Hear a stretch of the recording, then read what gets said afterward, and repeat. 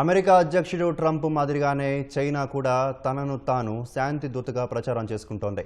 భారత్, పాకిస్తాన్ సహా ఉత్తర మయన్మార్లో ఉద్రిక్తతలు, Cambodia, Thailand, పాలస్తీనా, Israel ఘర్షణలు, ఇరాన్ అణు సమస్య వంటి ప్రపంచ సంఘర్షణల పరిష్కారానికి బీజింగ్ మధ్యవర్తిత్వం వహించినట్లు చైనా విదేశాంగ మంత్రి వాంగ్ యీ అన్నారు.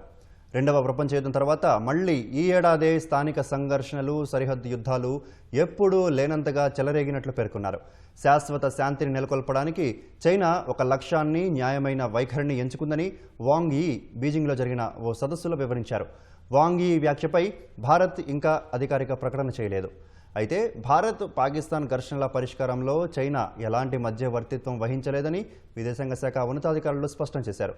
చైనా వాదన వింతగా ఉందని పేర్కొన్నారు.